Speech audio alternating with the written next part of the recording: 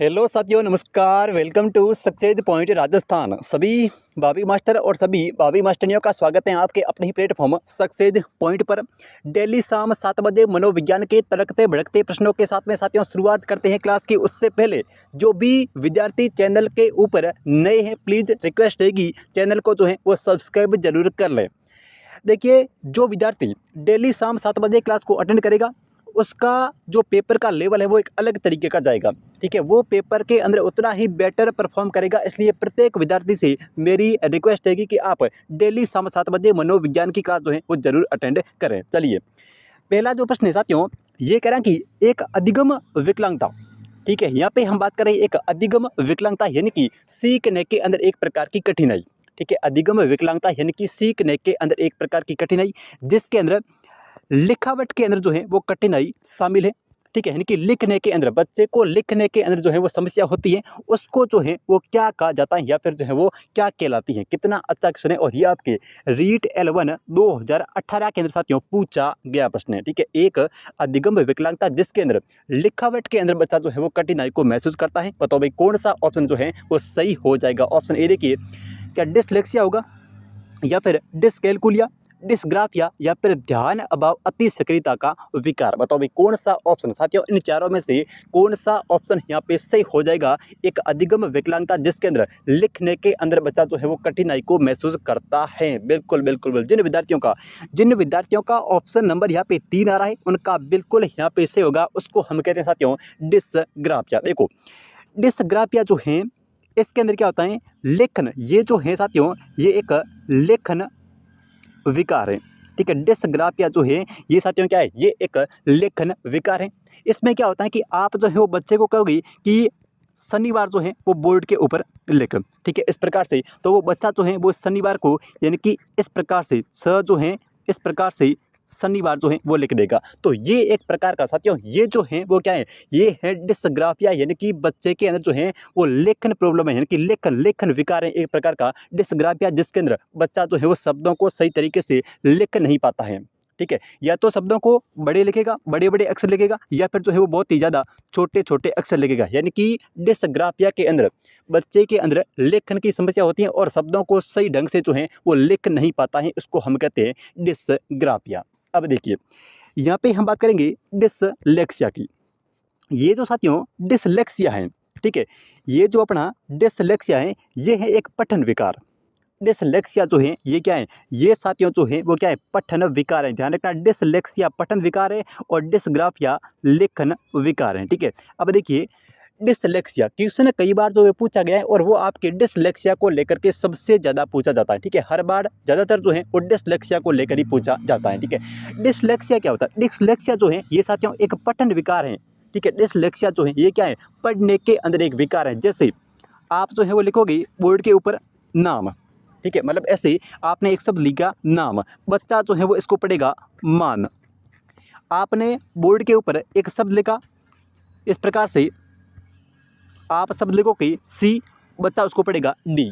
ठीक है, ये क्या है, ये एक प्रकार का साथियों पठन विकार है। अपना जो डिसलेक्सिया होता है ये साथियों पठन विकार है, यानी कि बच्चा शब्दों को सही ढंग से पढ़ नहीं पाता है या फिर उल्टा सीधा पढ़ता है। ठीक है, नाम को मान पढ़ता है और सी को डी पढ़ता है, तो वो जो है वो डिसलेक्सिया से ग्रसित है और डिसलेक्सिया जो है ये एक प्रकार का पठन विकार है। उसके बाद में अगर आपसे पूछें कि ये डिसकैलकुलिया क्या है, अगर आपसे पूछें कि ये भाई डिसकैलकुलिया जो है वो क्या है साथियों, डिसकैलकुलिया का जो संबंध होता है वो होता है गणितीय संक्रियाओं से। किससे होता है, गणितीय संक्रिया। ठीक है, बच्चा जो है वो जोड़ गुणा, जोड़ बाकी गुणा और भाग जो संक्रियाएं होती हैं उसको सही ढंग से नहीं कर पाता है, उसको हम कहते हैं डिसकैलकुलिया। यानी कि डिसकैलकुलिया जो है ये एक साथियों गणितीय विकार है। ठीक है, जैसे आप कहोगे कि 9 × 2 जो है वो कितना होता है। ठीक है, 9 × 2 जो है वो कितना होता है, बच्चा जो है उसको कई बार जो है वो 72 लिख देता है। भाई 9 × 2 जो है कितना होता है, 9 दूनी 18, लेकिन बच्चा जो है उसको 72 लिख देता है। ये होता है साथियों क्या, ये हो गया अपना डिसकैलकुलिया। यानी कि डिसकैलकुलिया के अंदर जितनी भी गणितीय संक्रिया आती हैं उसको करने में बच्चे में क्या आती है, दिक्कत आती है। ठीक है, डिसलेक्सिया पठन विकार है। ठीक है, डिसलेक्सिया जो है क्या है, पठन विकार है, शब्दों को उल्टा सीधा पड़ेगा। और डिसग्राफिया जो है ये साथियों लेखन विकार है, इसमें बच्चे में लेखन के अंदर विकृति पाई जाती है, यानी कि लेखन की समस्या पाई जाती है इस डिसग्राफिया के अंदर। तो इस क्वेश्चन का जिन भी विद्यार्थियों का ऑप्शन नंबर यहाँ पे 3 आ रहा है उनका बिल्कुल यहाँ पे सही होगा। डिस्ग्राफिया साथियों एक लेखन विकार है, डिसलेक्सिया एक पठन विकार है और डिस्कैलकुलिया ये आपका एक गणितीय संक्रियाओं से संबंधित विकार है। ठीक है, इसके अलावा जैसे आपसे पूछें हाइपरलेक्सिया क्या है, तो हाइपरलेक्सिया भी एक पठन विकार है। जहाँ पर भी ये लेक्सिया शब्द आए, जहाँ पर भी ये लेक्सिया शब्द आए वहाँ पे जो है वो पठन विकार है। ठीक है, हाइपरलेक्सिया पठन विकार है, डिसलेक्सिया पठन विकार है और एलेक्सिया जहाँ पर भी लेक्सिया शब्द आता है वो सारे क्या है, वो सारे के सारे अपने पठन विकार है। तो इस क्वेश्चन का ऑप्शन नंबर 3 जिन विद्यार्थियों का आ रहा है यहाँ पे उनका बिल्कुल यहाँ पे सही होगा। डिस्ग्राफिया एक लेखन के अंदर कठिनाई है। चलिए अगले क्वेश्चन की बात कर लेते हैं। अगला प्रश्न देखिए, अगला जो क्वेश्चन है वो कहना है कि डिस्कैलकुलिया, यहाँ पे बात हो रही है साथियों किसकी, डिस्कैलकुलिया की। ठीक है, डिस्कैलकुलिया जो है ये किस विषय से संबंधित एक विकार है। कितना अच्छा क्वेश्चन है साथियों। डिस्कैलकुलिया का संबंध जो है वो किससे है, बताओ भाई। डिस्कैलकुलिया हिंदी समझती अक्षमता से, मानसिक अक्षमता से, दृष्टि अक्षमता या फिर अधिगम अक्षमता, बताओ भाई। डिस्कैलकुलिया जो है इसका संबंध किससे है साथियों, इसका संबंध हो जाएगा किससे, इसका संबंध हो जाएगा अपने अधिगम अक्षमता से। ठीक है, डिस्कैलकुलिया जो होता है इसमें क्या होता है, बच्चे जो होते हैं वो गणनाओं से, बच्चों को जो है वो गणितीय जो गणनाएं होती हैं साथियों, गणितीय जो गणनाएं होती हैं उससे बच्चों को क्या लगता है साथियों, डर लगता है। ठीक है, गणितीय गणनाओं से बच्चे को क्या करना, डर लगता है। ठीक है, गणितीय गणनाओं से बच्चे को क्या करेगा, डर लगेगा। तो ठीक है, तो यहाँ पे जो अपना डिस्कैलकुलिया है इसका समझ किससे है, इसका समझ जो है वो गणितीय संक्रियाओं से। ठीक है, गणितीय प्रक्रियाओं से है। तो अपना हो गया अधिगम अक्षमता डिस्कैलकुलिया। जहाँ पर भी कैलकुलेशन, देखो यहाँ पे कैलकुलिया यानी कि कैलकुलेशन और कैलकुलेशन जो है वो हम करते हैं किसमें, गणित के अंदर करते हैं। तो डिस्कैलकुलिया ये एक गणितीय संबंधी गणितीय प्रक्रियाओं से संबंधित एक समस्या है। ठीक है, देखिए अगला क्वेश्चन। तो इस क्वेश्चन का जिन विद्यार्थियों का ऑप्शन नंबर यहाँ पे 4 आ रहा है उनका बिल्कुल यहाँ पे सही होगा। डिस्कैलकुलिया एक अधिगम अक्षमता है। ठीक है, चलिए नेक्स्ट क्वेश्चन देखिए। अगला क्वेश्चन, अगला जो प्रश्न है साथियों ये अपना कहना है कि वे बच्चे जो विभिन्न प्रकार की अधिगम समस्याओं से ग्रसित रहते हैं उनके लिए अधिगम अक्षमता शब्द का प्रयोग जो है वो सर्वप्रथम जो है वो किसके द्वारा किया गया। कितना अच्छा क्वेश्चन है साथियों, अधिगम अक्षमता। ठीक है, अधिगम अक्षमता जो शब्द है यानी कि जिसके अंदर देखो अधिगम अक्षमता के अंदर आपका डिसलेक्सिया, हाइपरलेक्सिया, एलेक्सिया, डिस्ग्राफिया, ठीक है, ये सारी चीज़ें जो हैं ये साथियों क्या है, ये अपनी अधिगम अक्षमता है। ठीक है, तो अधिगम अक्षमता, इस अधिगम अक्षमता शब्द का सबसे पहले प्रयोग जो है ये किसके द्वारा किया गया, ये आपके थर्ड ग्रेड 2023 के अंदर पूछा गया प्रश्न साथियों, मुख्य परीक्षा के अंदर ये क्वेश्चन आपका थर्ड ग्रेड 2023 के अंदर पूछा गया प्रश्न है। देखिए ऑप्शन ए देखिए यहाँ पे, बर्क ने किया था क्या, ठीक है, वेन रिपर, सेमुल क्रिक या फिर हेवार्ड, बताओ भाई कौन सा ऑप्शन साथियों, इन चारों में से कौन सा ऑप्शन यहाँ पे से हो जाएगा। अधिगम अक्षमता शब्द का प्रयोग जो है वो सर्वप्रथम जो है वो किसके द्वारा किया गया, बिल्कुल बिल्कुल जिन मास्टर और जिन मास्टरनियों का ऑप्शन नंबर यहाँ पे 3 आ रहा है। ठीक है, उनकी तैयारी बहुत ही बेहतरीन और गजब लेवल की है साथियों। ठीक है, वो विद्यार्थी सिलेक्शन लेके जाएंगे, उनका सिलेक्शन फिक्स है। यानी कि यहाँ पे जो अधिगम अक्षमता है साथियों, यहाँ पे जो अधिगम अक्षमता इस शब्द का सर्वप्रथम प्रयोग किया था सैमुअल क्रिक ने। किसने किया भाई, सैमुअल क्रिक ने किया। तो जिन विद्यार्थियों का ऑप्शन नंबर यहाँ पे 3 आ रहा है उनका बिल्कुल यहाँ पे सही होगा सैमुअल क्रिक। चलिए अगले क्वेश्चन की बात कर लेते हैं।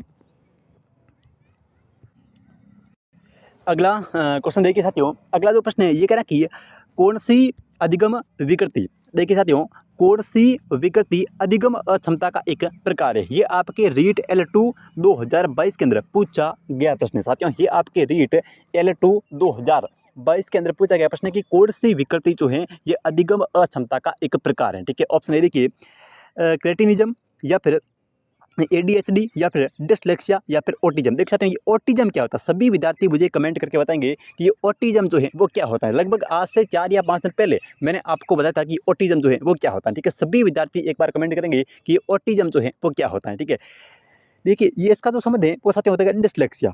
ये अपना जो डिसलेक्सिया है ये क्या है, ये एक अधिगम विकृति है। डिसलेक्सिया जो है ये एक पठन विकार है। डिसलेक्सिया क्या होता है साथियों, पठन विकार है। ठीक है, पढ़ने के अंदर देखकर यानी कि ये एक पठन विकार है जिसके अंदर बच्चे क्या करता है, बच्चा जो है वो शब्दों को क्या करता है, उल्टा सीधा पढ़ता है, यानी कि शब्दों को जो है वो हमेशा इस डिसलेक्सिया के अंदर पठन विकार है और इसमें बच्चा जो है वो शब्दों को हमेशा उल्टा पढ़ेगा, राम को नाम पढ़ेगा और सी को डी पढ़ेगा, इस प्रकार से। तो ये एक पठन विकार है। जिन विद्यार्थियों का ऑप्शन यहाँ पे आ रहा है 3 नंबर, उनका बिल्कुल यहाँ पे सही हो जाएगा डिसलेक्सिया। बढ़े आगे, देखो अगला क्वेश्चन। प्रत्येक विद्यार्थी साथियों, प्रत्येक विद्यार्थी क्लास को पूरी अटेंड करेगा, ठीक है। यहाँ से आपको 1 या 2 क्वेश्चन आपको जो है वो देखने को मिल जाए, क्योंकि अधिगम की जो कठिनाइयाँ हैं, अधिगम के अपने जो विकलांगता है, वहाँ से 1 या 2 क्वेश्चन हर बार जो है वो पूछे जाते हैं और जो क्वेश्चन यहाँ से पूछा जाएगा वो किसी भी विद्यार्थी का गलत नहीं जाएगा। बस आप तो धैर्य के साथ में क्लास को देखते रहे, ठीक है। चलिए अगला जो क्वेश्चन है साथियों, ये अपना कह रहा है कि निम्नलिखित में से कौन सा मोटर कौशल, देखिए साथियों यहाँ पे मोटर कौशल क्या होता है। मोटर कौशल का मतलब हो गया मांसपेशियां, यानी कि मांसपेशियों का एक्टिविटी, ठीक है। जो भी अपनी मांसपेशियां साथियों क्रियाएं करती हैं, जो भी अपनी मांसपेशियों के माध्यम से जो भी अपनी क्रियाएं करते हैं, उसको हम बोलते हैं मोटर कौशल। देखिए खड़ा होना, उठना, भागना, दौड़ना, कूदना, ये सभी जो है क्या है, ये सभी अपनी क्या है, मोटर कौशल है साथियों। ये जो है वो सारी जो भी क्रियाएं अपनी मांसपेशियों के माध्यम से हम करते हैं, वो सारी क्या है, वो अपनी सारी जो है वो मोटर कौशल है, ठीक है। अब देखिए मोटर कौशल के साथ विभिन्न प्रकार की कठिनाइयों को संदर्भित करता है। ये आपके लैब स्टैंड के अंदर पूछा गया प्रश्न है साथियों। कह रहे हैं प्रश्न की विभिन्न प्रकार की कठिनाइयों का संदर्भित करता है, किसके साथ, इस मोटर कौशल के साथ में। मोटर कौशल का मतलब हो गया जो भी गतिविधियां अपने मांसपेशियों के रिगार्डिंग होती है, यानी कि जो भी क्रियाएं हम मांसपेशियों से करते हैं वो होगी मोटर कौशल, ठीक है। खड़ा होना, भागना, कूदना, दौड़ना, सभी जो है वो क्या है, अपनी मोटर कौशल है। तो मोटर कौशल जो है ये किस कठिनाई का उदाहरण है, देखिए डिस्कैलकुलिया या फिर डिस्फेजिया या फिर डिस्पेक्सिया या फिर यहाँ पे वाचाघात। बताओ भाई कौन सा ऑप्शन जो है वो यहाँ पे सही हो जाएगा, डिस्कैलकुलिया, डिस्फेजिया, डिस्पेक्सिया या फिर वाचाघात। साथियों यानी कि यहाँ पे मांसपेशियों से हम क्या करते हैं, एक बार ध्यान से देखना, मांसपेशियां यानी कि हम लेखन कार्य के अंदर, देखो साथियों हम जो है वो लेखन कार्य के अंदर किसका प्रयोग कर रहे हैं, अपने हाथ का और अपनी जो हाथ में पकड़ी हुई पेन का।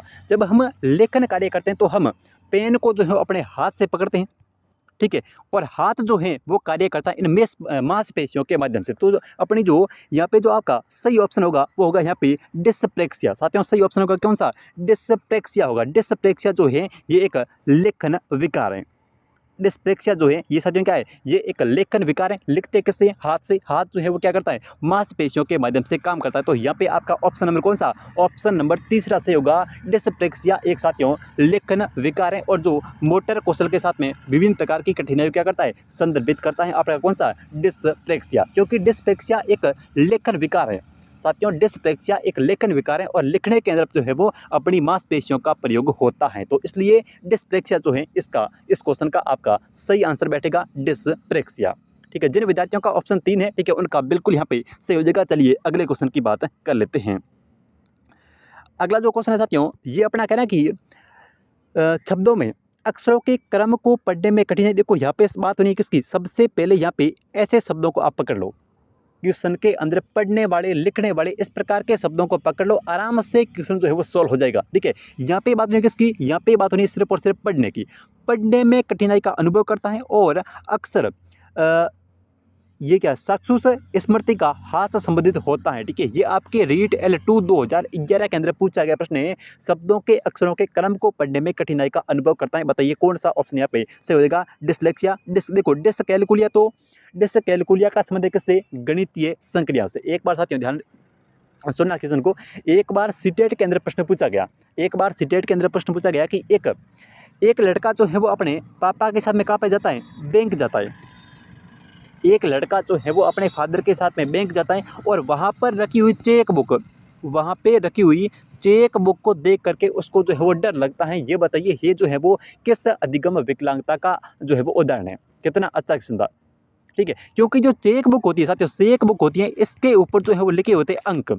चेक बुक के ऊपर अंक लिखे हुए थे और अंक हम समझते हैं कि अंक जो है वो किससे संबंधित है, अंक है अपना कौन सा, डिस कैलकुलिया से। और डिसकैलकुलिया जिसको होगा उसको जो है वो गणितीय संक्रियाओं और अंकों से हमेशा डर लगेगा। तो ये हो गया अपना कौन सा, ये तो होता है डिसकैलकुलिया। अब यहाँ पे बात हो रही है पढ़ने की, तो पढ़ने के अंदर सीधी सी बात है कौन सा आएगा, पढ़ने के अंदर जो है वो डिसलेक्सिया। और डिसलेक्सिया है ये जो है वो एक पठन विकार है, ठीक है, जिसके अंदर शब्दों को बच्चा जो है उल्टा सीधा पढ़ता है इस डिसलेक्सिया के अंतर्गत। तो आपका ऑप्शन नंबर कौन सा? ऑप्शन नंबर ए, जिन विद्यार्थियों का आ रहा है उनका बिल्कुल यहाँ पे सही होगा। डिसलेक्सिया जो है ये एक पठन विकार है, ठीक है। चलिए अगले क्वेश्चन की बात कर लेते हैं। और ये डिस्ग्राफिया, देखो डिस्ग्राफिया जो है ये साथियों आपका लेखन है भाई, ठीक है। डिस्ग्राफिया लेखन है और डिस्प्रेक्सिया ये भी आपका लेखन विकार है, ठीक है। डिस्ग्राफिया लेखन है, डिस्प्रेक्सिया भी लेखन है, और डिस्कैलकुलिया ये पठन विकार है, और ये अपना डिसलेक्सिया पठन विकार है, और डिस्कैलकुलिया ये गणितीय संक्रिया से संबंधित एक विकार है। तो आपका ऑप्शन नंबर कौन सा? यहाँ पे ए सही होगा, डिसलेक्सिया। चलिए नेक्स्ट क्वेश्चन की बात कर लेते हैं। अगला जो प्रश्न है वो कहना कि एक बच्चा जो ग्रस्त है, ठीक है, एक बच्चा जो किस अधिगम विकलांगता से ग्रस्त है कि वो सौ को वाज और न्यूक्लियर को अनक्लियर में अंतर जो है वो नहीं कर पाता है। कितना अच्छा क्वेश्चन है। एक बच्चा जो किस अधिगम विकलांगता से ग्रस्त है कि 100 के अंदर और वॉज के अंदर, ठीक है, 100 और वॉज के अंदर अंतर नहीं कर पाता है, और अनक्लियर और न्यूक्लियर के अंदर, ठीक है, यहाँ पे न्यूक्लियर और अनक्लियर के अंदर अंतर नहीं कर पाता है, वो बच्चा जो है वो किस अधिगम अक्षमता का शिकार है? बताइए। ऑप्शन ए शब्द जबलिंग विकार, डिसलेक्सिया, डिसलेक्सीमिया, या फिर डिसलेक्सिया, या फिर डिस्मोर्फिया। बताओ भाई कौन सा ऑप्शन यहाँ पे सही होगा? 100 को वॉज और अनक्लियर को न्यूक्लियर को अनक्लियर पढ़ता है तो वो हो जाएगा डिसलेक्सिया, ठीक है। उसको क्या है? डिसलेक्सिया है, क्योंकि ये एक प्रकार का जो है वो पठन विकार है। ये एक प्रकार का साथियों पठन विकार है जिसके अंदर बच्चा जो है वो 100 को वॉज, मैंने आपको कहा था ना, बच्चा सी को डी और डी को सी पढ़ता है। बच्चा जो है वो राम को नाम और इस मान को जो है वो नाम पढ़ लेता है, ठीक है। इस प्रकार से जो भी आप सिमिलर शब्द लिखोगे बच्चा जो है वो इन सिमिलर शब्दों के अंतर नहीं कर पाता साथियों। यानी कि जो भी शब्द अपने क्या होते हैं? सिमिलर होते हैं। जो भी शब्द अपने सिमिलर होते हैं उसके अंदर बच्चा जो है वो अंतर नहीं कर पाता है और शब्दों को जो है वो एक जैसा पढ़ने की कोशिश करता है। तो वहाँ पर आपका हमेशा कौन सा होगा? वहाँ पर हमेशा आपका डिसलेक्सिया होगा। जैसे अभी आपने एक रील में देखा होगा कि एक जो मास्टर जी हैं वो बच्चे को पढ़ा रहे हैं लोयन, LION। बच्चा जो है शुरू करता है एन से, यानी कि एन फिर ओ फिर आई फिर एल, इस प्रकार से। तो ये जो है वो क्या, ये एक प्रकार का डिसलेक्सिया है, ठीक है। बच्चा शब्दों को हमेशा क्या करता है? उल्टा पढ़ता है। बच्चा जो टीचर है वो बोलता है लोयन, LION, बच्चा शुरू करता है एन से, NA, इस प्रकार से। तो ये जो है वो अपना क्या है? ये एक प्रकार का डिसलेक्सिया का क्या है? उदाहरण है साथियों, ठीक है। चलिए नेक्स्ट देखिए। क्वेश्चन थोड़ा बड़ा है लेकिन साथियों क्वेश्चन पूछा गया प्रश्न इससे ज़्यादा छोटा ये होगा नहीं। चलिए हम सॉल्व करने की कोशिश करते हैं, ठीक है। चलिए क्वेश्चन कह रहा कि रवि का बुद्धि परीक्षण इंगित करता है। किसका बुद्धि परीक्षण? रवि का बुद्धि परीक्षण, ठीक है। यहाँ पे बात रही है रवि की। वह औसत से लेकर औसत से अधिक बुद्धि क्षमता की श्रेणी के अंतर्गत आता है। यानी कि औसत से लेकर के औसत से अधिक। भाई औसत कितना होता है? औसत बुद्धि लब्धि 90 से लेकर के 110, एक सेकंड, ठीक है। 90 से लेकर के 110 वाला जो होगा वो होगा औसत, और औसत से अधिक यानी कि 1 से 10 से लगा करके फिर 120 तक की जो बुद्धि लब्धि वो होते हैं अपने औसत से अधिक वाले, ठीक है। समझ में आ गए हैं? तो 90 से लेकर के औसत है 110 तक, और फिर 110 से लेकर के 120 तक जो है वो औसत से क्या है? अधिक है, और 140 से ऊपर वाले प्रतिभाशाली है, 70 से कम वाले जड़ बुद्धि है। तो इस प्रकार से चीज़ों को जोड़ करके पढ़ेंगे तो क्वेश्चन जो है वो गलत कभी जाएगा ही नहीं आपका। चलिए हालांकि देखो पढ़ने में, वर्तनी में, सामाजिक विज्ञान और विज्ञान में उसके ग्रेड जो है वो बहुत कम है। हालांकि पढ़ने के अंदर, वर्तनी के अंदर, सामाजिक विज्ञान और विज्ञान में उसके ग्रेड जो है वो बहुत ही कम है। उसके गणित के ग्रेड काफ़ी अधिक है। गणित के ग्रेड जो है वो काफ़ी अधिक है। क्वेश्चन को एक एक लाइन को समझते जाना, ठीक है। उनके गणित के जो ग्रेड है वो काफ़ी अधिक है, ठीक है। रवि लेखन कौशल अच्छा करता है। रवि जो है वो लेखन कौशल अच्छा करता है। जैसे जैसे साथियों, जैसे जैसे ये लाइनें आ रही है वैसे वैसे आपके ऑप्शन कट रहे हैं। जैसे ही ये लाइनें आ रही हैं वैसे आपके ऑप्शन कट रहे हैं। आराम से सॉल्व हो जाएगा, कोई दिक्कत नहीं है। देखिए रवि में अधिक संभावना है। अब देखिए रवि में किस अधिगम अक्षमता की अधिक संभावना? देखो गणितीय संबंधी विकृति, यहाँ पे क्या लिखा है? यहाँ पे समझिए क्वेश्चन को, ये कह रहा कि उसके गणित में ग्रेड काफ़ी अधिक है, यानी कि डिसकैलकुलिया तो उसको हो ही नहीं सकता। भाई गणितीय संबंधी विकार कौन सा होता है? डिसकैलकुलिया। गणित से संबंधित होता है डिसकैलकुलिया, ठीक है। तो रवि जो है, क्वेश्चन कह रहा है कि रवि की जो गणित का ग्रेड है वो तो काफ़ी अच्छा है। तो उसको डिसकैलकुलेट तो होगा नहीं, तो ऑप्शन नंबर ए तो आपका कट जाएगा, ठीक है, क्योंकि गणित का भाई अच्छा है तो डिसकैलकुलेट तो हो ही नहीं सकता। उसके बाद में लेखन कौशल काफ़ी अच्छा है। अब यहाँ पे बात हो रही है लेखन कौशल की, यानी कि लेखन कौशल साथियों डिसग्राफिया कभी नहीं हो सकता, क्योंकि उसका लेखन कौशल जो है वो अच्छा है, और जिस बच्चे का लेखन कौशल अच्छा है, ठीक है, उसको डिसग्राफिया कैसे हो सकता है, क्योंकि ये तो एक लेखन संबंधी क्या है, विकृति है डिसग्राफिया। लेकिन क्वेश्चन कह रहा है कि उसका लेखन कौशल बहुत अच्छा है, तो ऑप्शन नंबर आपका सेकंड जो है ये भी अपने आप कट जाएगा, ठीक है। अगला देखिए, इसको जो है वो है साथियों डिसलेक्सिया, ठीक है, इसको क्या है, डिसलेक्सिया है। तो ऑप्शन नंबर आपका तीसरा यहाँ पे से होगा, पढ़ने से संबंधी एक विकृति है, किसको, रवि को, यानी कि इसको जो है वो डिसलेक्सिया है भाई, ठीक है। चलिए, तो इस क्वेश्चन का जिन विद्यार्थियों का ऑप्शन 3 आ रहा है, ठीक है, उनकी तैयारी जो है भाई गजब लेवल की है कि इतने बड़े क्वेश्चन को आप आराम से टैकल जो है वो कर लिया। चलिए देखिए अगला नेक्स्ट क्वेश्चन।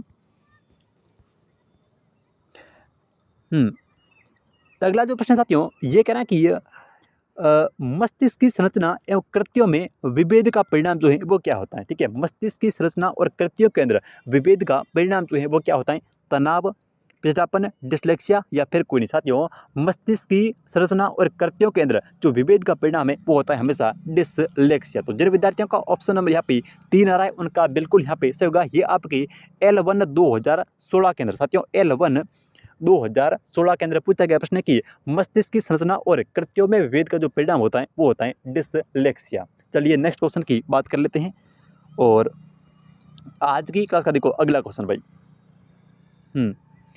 अगला जो प्रश्न है साथियों ये कहना कि बुलिमिया जो है वो क्या है। ये आपके थर्ड ग्रेड 2013 के अंदर पूछा गया प्रश्न है कि बुलिमिया जो है ये क्या है, ठीक है। अवधान विकृति है। अवधान विकृति का मतलब हो गया कि ध्यान नहीं देना, ठीक है, ध्यान नहीं देना, यानी कि ये जो है ये तो होती है उस, हमने पढ़ा था कि एडीडीएस जो होता है उसके अंदर ये अवधान विकृति पाई जाती है। ये अलग प्रकार का एक रोग है अवधान बड़ा। इसमें क्या करता है बच्चा जो है वो अटेंशन, यानी कि किसी चीज़ के प्रति जो है वो अटेंशन नहीं कर पाता है, ध्यान नहीं दे पाता है, उसको हम बोलते हैं अवधान विकृति, ठीक है। अटेंशन की कमी पाई जाती है इसमें। बुलिमिया जो है ये साथियों पठन विकृति नहीं है, ना कोई गणितीय विकृति है, ये है आपकी भोजन ग्रहण करने की एक विकृति, ठीक है। यानी कि बुलिमिया जो है ये साथियों भोजन ग्रहण करने की क्या है, एक विकृति है। जिन विद्यार्थियों का ऑप्शन नंबर यहाँ पे 2 आ रहा है उनका बिल्कुल यहाँ पे साथियों सही होगा। बुलिमिया जो है ये एक भोजन ग्रहण करने की क्या है, विकृति है, बिल्कुल भाई, ठीक है, गजब लेवल। हाँ, ऑप्शन नंबर कौन सा आपका, दूसरा, जिन विद्यार्थियों का है उनका बिल्कुल यहाँ पे सही होगा, भोजन ग्रहण विकृति है। चलिए नेक्स्ट क्वेश्चन देखिए। देखो अगर साथियों मेरी बोलने की जो स्पीड है वो धीमी है तो आप वीडियो की स्पीड जो है उसको बढ़ा सकते हैं, ठीक है। चलिए अगला क्वेश्चन, निम्नलिखित में से कौन सा मानसिक मंदता के वर्गीकरण के अंतर्गत नहीं आता है। यहाँ पे बात नहीं है किसकी, मानसिक मंदता की, ठीक है, इसके अंतर्गत जो है वो नहीं आता है। ये आपके लेवल 1 या 2 है, जो भी है 2022 के अंदर पूछा गया प्रश्न, लेवल 2 है शायद, लेवल 2 एसएसटी का क्वेश्चन है, 2022 के अंदर पूछा गया प्रश्न है, ठीक है। देखो 2022 का जो पेपर है ना उसमें आप टीचिंग मेथड के क्वेश्चन देखना, लेवल 1 नहीं लेवल 2 के, क्या गजब शानदार क्वेश्चन है, और वो क्वेश्चन है लेवल के वास्तव में, ठीक है। कुछ क्वेश्चन तो ऐसे थे जो टीचर को भी नहीं बताते, तो इतना गजब लेवल का क्वेश्चन आया था 2022 के अंदर। आप टीचिंग में इनकी शिक्षण विधियों के जो क्वेश्चन है ना वो देखना, कितने बड़े बड़े, जो सीटेट का लेवल है ना काफ़ी हद तक उससे मिलता जुलता लेवल था आपका 2022 वाला L2 का। देखो कौन सा मानसिक मंदता के वर्गीकरण के अंतर्गत नहीं आता है, हल्की मंदता, मध्यम मंदता, गंभीर या फिर तीव्र मंदता। देखो हल्की आता है, मंदता ये मध्यम आता है, गंभीर आता है, लेकिन तीव्र मंदता, तीव्र भी है और मंदता भी है, तीव्र भी है और मंदता भी है। तो आपका ऑप्शन नंबर कौन सा, चौथा जो है उससे होगा, तीव्र मंदता जो है वो इसके अंतर्गत मानसिक मंदता के अंतर्गत नहीं आता है। बाकी आपका हल्की मंदता आएगा, मध्यम आएगा और गंभीर आएगा। चलिए इस क्वेश्चन का ऑप्शन नंबर डी जिन विद्यार्थियों का आ रहा है उनका बिल्कुल यहाँ पे सही होगा, तीव्र मंदता। चलिए नेक्स्ट क्वेश्चन की बात कर लेते हैं, और आज की क्लास का देखो अगला क्वेश्चन भाई।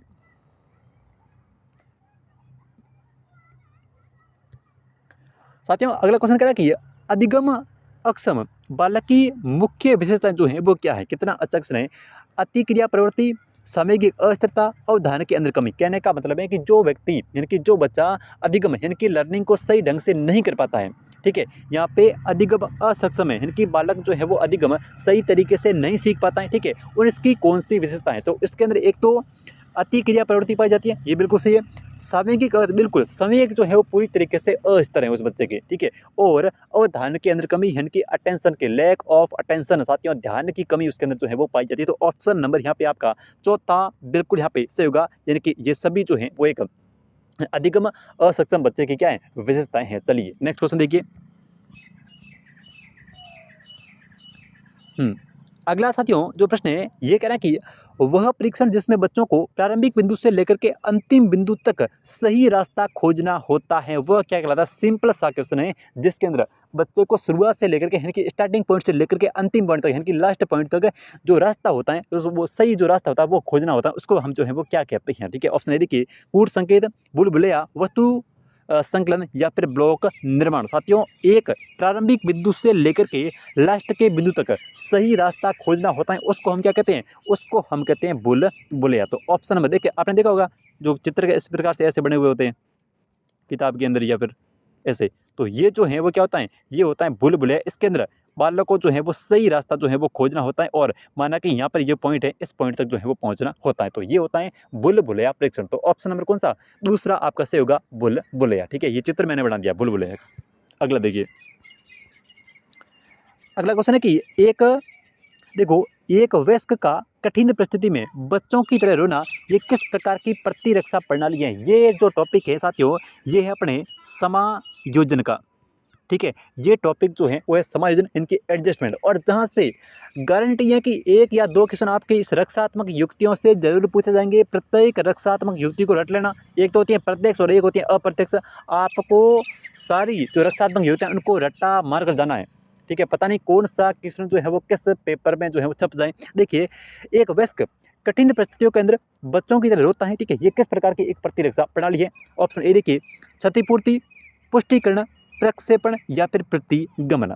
ध्यान से यहाँ से क्वेश्चन को समझना, मैं आपको एक एक पॉइंट जो है वो समझाता हूँ। यहाँ से देखिए, इसको जो है वो डिलीट करना है लेकिन ये रहने देते हैं। देखो क्षतिपूर्ति, सबसे पहले साथियों समझना कि ये क्षतिपूर्ति क्या होती है, ठीक है। क्षतिपूर्ति का मतलब होता है कि हम जो है वो क्या करते हैं, एक क्षेत्र के अंदर अगर मान लिया कि हम जो है वो क्या है, एक क्षेत्र में कमजोर हैं, एक क्षेत्र में क्या है कम, भाई कोई भी क्षेत्र हो सकता है, ठीक है, खेल का हो, पढ़ाई का हो, कोई भी हो, एक क्षेत्र के अंदर हम कमजोर हैं, ठीक है। लेकिन वहीं पर हम जो है वो दूसरे क्षेत्र के अंदर अच्छा करके, दूसरे क्षेत्र के अंदर के अच्छा करके औचित्य स्थापित कर लेते हैं, उसको हम बोलते हैं क्या, उसको बोलते हैं क्षतिपूर्ति।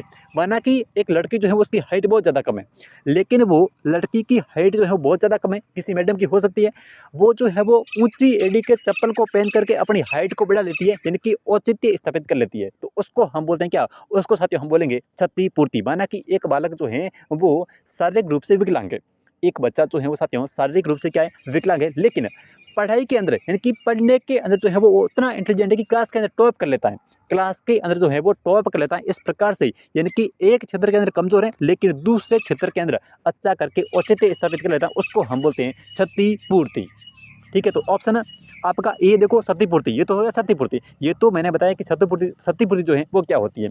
अब देखिए यहाँ पे पुष्टिकरण या फिर प्रक्षेपण। देखो साथियों ये जो प्रक्षेपण होता है, प्रक्षेपण का मतलब क्या होता है, प्रक्षेपण का मतलब हो गया कि अपनी गलती नहीं मानना, अपनी गलती का जो आरोप है ये लगाना दूसरों के ऊपर, आरोप जो है वो दूसरों के ऊपर लगाना, ठीक है। अपनी गलती का जो आरोप है वो साथियों दूसरे के ऊपर लगाना। जैसे कि आपका रीट का पेपर है, ठीक है, और भगवान करे सबका जो है वो बहुत अच्छा हो, लेकिन अगर किसी एक विद्यार्थी का भी अच्छा नहीं हुआ, ठीक है, स्पेशल साइकोलॉजी को लेकर के, ठीक है, तो वो विद्यार्थी जो है वो, जो विद्यार्थी मेरे साथ जुड़ा हुआ है वो कहेगा कि आपने जो है वो अच्छा नहीं पढ़ाया, आपने जो है वो सही नहीं पढ़ाया, भाई तूने जो है वो सही नहीं पढ़ाया, हम तो जो है वो तेरे साथ जुड़े थे लेकिन तूने जो है वो सही नहीं पढ़ाया। इसको हम बोलते हैं साथियों प्रक्षेपण, यानी कि अपनी गलती खुद नहीं मानना और अपनी गलती को जो है वो दूसरों के ऊपर एक आरोप के ऊपर लगाना, वो होता है प्रक्षेपण। अपनी गलती को दूसरों के ऊपर थोपना, इसको हम कहते हैं प्रक्षेपण। उसके बाद में अगला अगला जो पॉइंट है उसको बात करते हैं, वो होता है प्रतिगमन। प्रतिगमन का मतलब होता है कि बचपन के अंदर जाना, यानी कि प्रतिगमन का मतलब हो गया कि बचपन में जाना, ठीक है। तो यह जो इस क्वेश्चन की बात हो रही है साथियों, इस क्वेश्चन की बात हो रही है, यहाँ पे बच्चों की तरह होता है, यानी कि एक वृद्ध व्यक्ति जो है, वो वयस्क व्यक्ति जो है वो बच्चों की तरह होता है, यानी कि ये हो गया यहाँ पे प्रतिगमन। प्रतिगमन का मतलब होता है कि अपनी जो बाल्य अवस्था थी, अपनी जो पहले की अवस्था थी, बच्चों वाली जो एज थी, उसके अंदर जाना, उसको हम बोलते हैं प्रतिगमन। जैसे कोई एक लड़की जो है वो ससुराल एक लड़की जो है वो ससुराल से आने के बाद में, देखिए ससुराल से अपनी पीर आती है और पीर में आने के बाद में अपनी माँ या फिर अपनी दादी के गोद में सर रख करके सो जाती हैं। ठीक है, बताइए कौन सी रक्षात्मक युक्ति है, बताइए ये जो है वो कौन सी रक्षात्मक युक्ति है। तो साथियों ये होगी प्रतिगमन, यानी कि अपनी जो बचपन की एज है उसके अंदर जो है वो वापस लौटने की कोशिश करना, वापस लौटना, उसको हम बोलते हैं प्रतिगमन। ठीक है, तो उम्मीद करता हूँ आपको यहाँ से ये 3-4 जो है वो समझ में आ गई होगी रक्षात्मक युक्तियाँ। तो इस क्वेश्चन का ऑप्शन नंबर चौथा से होगा प्रतिगमन, क्योंकि वयस्क जो है वो क्या कर रहा है, बच्चों की तरह रो रहा है कि वापस जो है वो बैक जा रहा है, प्रतिगमन कर रहा है। ठीक है, बैक जा रहा है, जो भी जन बैक, इसको हम बोलते हैं प्रतिगमन। तो ऑप्शन नंबर चौथा जो है वो सही हो जाएगा। चलिए अगले क्वेश्चन की बात कर लेते हैं। अगला प्रश्न देखिए, अगला प्रश्न ये रहा कि बच्चे जैसा व्यवहार करना ये किसका उदाहरण है। तो मैंने आपको बता दिया, बच्चे जैसा व्यवहार करना यानी कि प्रतिगमन करना। ठीक है, बच्चे के जैसे व्यवहार करना यानी कि प्रतिगमन। ऑप्शन नंबर कौन सा, ऑप्शन नंबर आपका यहाँ पे 2 जो है वो सही होगा, प्रतिगमन करना। ठीक है, चलिए अगला क्वेश्चन देखिए, एक यहाँ पे इंपॉर्टेंट क्या है, और कोई हो सकता है क्या, युक्तिकरण, देखो विस्थापन। विस्थापन कई बार जो है पूछा जाता है, विस्थापन इसका मतलब क्या होता है। विस्थापन का मतलब होता है कि अपना गुस्सा जो है वो दूसरों के ऊपर निकालना। विस्थापन पूछे तो करना क्या, अपना गुस्सा जो है वो दूसरों के ऊपर निकालना, दूसरों के ऊपर निकालना, उसको हम क्या बोलते हैं, उसको हम बोलते हैं विस्थापन। ठीक है, प्रक्षेपण हो गया। विस्थापन यानी कि अपना जो गुस्सा है साथियों, अपना जो गुस्सा है वो दूसरों के ऊपर निकालना, उसको क्या बोलते हैं, उसको बोलते हैं विस्थापन। जैसे आप जो है वो कहीं जाते हैं, माना कि आप स्कूल में जाते हैं पढ़ाने के लिए। ठीक है, तो वहाँ पर जो है वो अगर किसी की आपको डांट सुनने को मिल जाती है भाई, ठीक है, वहाँ पर अगर आपको ऑफिस के अंदर या फिर कहीं पर भी अगर आपको किसी की डांट सुनने को मिलती है, तो वापस घर आकर के आप अपने छोटे भाई या फिर छोटी बहन के ऊपर अपना जो है वो गुस्सा निकालते हैं। या फिर अगर आप मम्मी पापा जब हमें डांटते हैं तो हम जो है क्या करते हैं भाई, हम जो है वो मम्मी पापा अगर हम डांटते हैं तो हम छोटे बच्चों के, अपने जो छोटे भाई है, ठीक है, या फिर अपनी जो छोटी बहन है उसके ऊपर क्या करते हैं, गुस्सा निकालते हैं। ठीक है, अपनी पूरी कहते हैं ना कि री उतारना। ठीक है, मार तो क्या करें, री उतारना, तो इसको हम बोलते हैं विस्थापन करना, यानी कि अपना जो गुस्सा है वो दूसरों के ऊपर निकालना। ठीक है, किसी एक क्षेत्र में जो हमें, जो चीज़ हमें प्रभावित कर रही है उसका गुस्सा हम जो है वो उस चीज़ को हम दूसरे तरफ ले, यानी कि ट्रैक चेंज करके विस्थापित कर लेते हैं, उसको हम बोलते हैं विस्थापन। तो ऑप्शन नंबर यहाँ पे तो हो गया प्रतिगमन, ऑप्शन आपका दूसरा जो है वो सही होगा। ये मैंने आपको बता दिया कि विस्थापन क्या होता है। चलिए नेक्स्ट देखिए,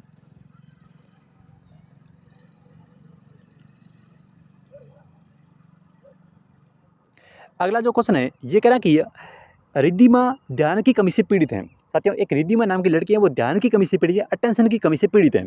वह शिशु जैसे व्यवहार करती है। फिर आगे देखो, शिशु जैसे व्यवहार करना यानी कि शिशु, अब रिद्धिमा बड़ी है लेकिन वो व्यवहार कैसा करती है, वो व्यवहार करती है कैसे, शिशु के जैसा। ठीक है, एक छोटे जो सा बालक होता है उसकी तरह व्यवहार करती है, तो वो क्या है, वो साथियों यहाँ पे हो जाएगा प्रतिगमन। ठीक है, उसको हम बोल देंगे प्रतिगमन। तो ऑप्शन नंबर आपका ए सही होगा, यानी कि प्रतिगमन। चलिए नेक्स्ट क्वेश्चन देखिए। हम्म थोड़ा जल्दी करते साथियों, है ना, थोड़ा जल्दी, क्वेश्चन थोड़े ज़्यादा हो सकते हैं, थोड़ा जल्दी करें। देखिए, ऐसी सुरक्षा प्रक्रिया जिसके अंतर्गत कोई व्यक्ति अपने विचारों और क्रियाओं को दूसरे व्यक्ति के अनुरूप बनाने का प्रयत्न करता है, वह क्या कहलाती है। ये कितना अच्छा सवाल है। देखो साथियों, क्वेश्चन कह रहा है कि ये एक सुरक्षा प्रक्रिया जिसके अंदर कोई व्यक्ति अपने विचारों एवं क्रियाओं को दूसरे व्यक्ति के अनुरूप बनाने का प्रयास करता है, उसको क्या कहते हैं, तो उसको कहते हैं तादात्म्यकरण करना। ठीक है, उसको जो है वो साथियों तादात्म्यकरण कहते हैं। तो ऑप्शन नंबर कौन सा, ऑप्शन नंबर यहाँ पे आपका सही होगा 4 नंबर, यानी कि तादात्म्यकरण करना। किस प्रकार से, जैसे आपने जो है वो अपने किसी रोल मॉडल को देखा। ठीक है, और जो जिस प्रकार का व्यवहार वो आपका रोल मॉडल कर रहे हैं, वैसा ही व्यवहार जो है वो आप करते हैं, यानी कि उसकी तरह बनने का जो है आप प्रयास करते हैं, तो उसको हम बोलते हैं तादात्म्यकरण करना। जिस प्रकार से, जैसे लड़कियां जो है जैसे ससुराल जाती हैं, कोई कोई लड़की जो है ससुराल अगर जाती है तो वहाँ पे जो है क्या होती है, यानी कि जो है वो सासू माँ जो होती है ना, वो क्या करती है, बहू पर जो है वो क्या करती है, हुक्म चलाती है। ठीक है, माना कि एक घर के अंदर 3 बहू हैं। ठीक है, और तीनों के ऊपर वो सासू माँ जो है वो हुक्म चलाती हैं। ठीक है, 3 बहू पे। लेकिन आप जो है, माना कि आप जो है वो सबसे क्या है, आप जो है वो उस घर की सबसे बड़ी बहू है, आप जो है वो उस घर की सबसे बड़ी बहू है। अब किसी काम से सासू माँ जो है वो जाती हैं बाहर, किसी काम से, माना कि सासू माँ जो है वो बाहर चली जाती हैं। ठीक है, 3-4 दिन के लिए, और उस सासू माँ वाली पावर जो है ये आ जाती है आपके पास में। सासू माँ वाली जो पावर है ये साथियों, आप ये जो है वो आपके पास में आ जाती हैं, तो ये यानी कि फिर क्या करेंगे, आप जो है वो दोनों पे हुक्म चलाएगी। आप जो हैं वो आपकी 2 जो और घर के अंदर बहू हैं उनके ऊपर जो है आप क्या करेंगी, हुक्म चलाएंगी। तो उसको बोलते हैं तादात्म्यकरण, यानी कि उसके जैसा बनने का प्रयास करना। उसके जैसे बनने का क्या करना साथियों, प्रयास करना, उसको हम बोलते हैं तादात्म्यीकरण करना। तो ऑप्शन नंबर यहाँ पे आपका चौथा सही होगा, तादात्म्यीकरण करना। ठीक है, चलिए अगला क्वेश्चन देखिए। अगला जो प्रश्न है साथियों, ये कह रहा है कि एक 15 वर्ष का लड़का एक मशहूर नए के पहनावे, आदतों और विशेषताओं का अनुकरण करता है। समायोजन का ये तरीका जो है वो क्या कहलाता है? कितना अच्छा क्वेश्चन है। और ये हो गया अपना क्या, ये हो जाएगा तादात्म्यीकरण करना, यानी कि उसके जैसा बनने का प्रयास करता है, उसको बोलते हैं हम तादात्म्यीकरण। जिसके जैसा बनने का हम प्रयास करते हैं उसको साथियों क्या बोलते हैं, उसको हम बोलते हैं तादात्म्यीकरण। तो ऑप्शन नंबर यहाँ पे ये तीसरा जो है वो सही होगा, तादात्म्यीकरण। अगला देखिए,